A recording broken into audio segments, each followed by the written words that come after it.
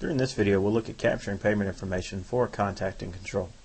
To first look at that, you may be wondering, why do you want to store that information? Well, let's suppose you have an instance to where a customer calls you up and says, I'd like to reorder this specific thing that they got from you 2 weeks ago, and would you mind billing that to my card again?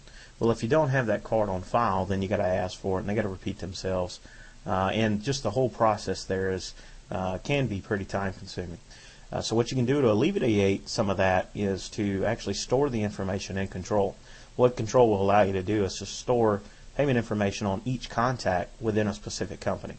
Some benefits there, of course, are when you do have that reorder, immediately after you create it, if you're using the online credit card processing module, that payment information will just pull in to the payment entry screen so that you can already have it there. You don't have to type it in, and simply click post payment, and that you can see how that will save you a lot of time, not only in the processing itself, but in just talking with the customer. They don't have to repeat themselves, and just the whole transaction there goes a lot more smoothly. So let's take a look at the first method and how to actually store that information in Control. And I've got some steps here if you want to pause the screen, kind of go through it in your system. But let's click back over to the program, and we'll take a look at it. Now, the first thing we need to do is actually pull up the company. So I'm going to go to Explore and explore companies. And then let's just choose, let's say, Johnson Marine out of my list. I'll go ahead and click the Edit button on the right-hand side since I'm going to be editing the customer record. Click on the Contacts tab, since remember we're talking about contacts payment information. Let's select Paul Johnson and click on the Financial tab. And you'll see here I don't have any default payment information specified right now. So we'll click the drop down, and let's just say this is a Visa card. And we'll go ahead and just type in some numbers here and a name on the card and any expiration date.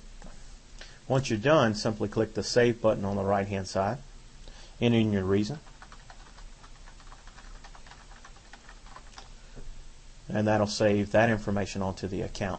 And that's really the whole process in saving information onto a contact record. There is another method that can be used for either updating the default payment information in the system. Either you can always come back here and change it, or during payment entry, if we click on payments at the top here, and we just pull up Johnson Marine again. Let's select off one of the orders here.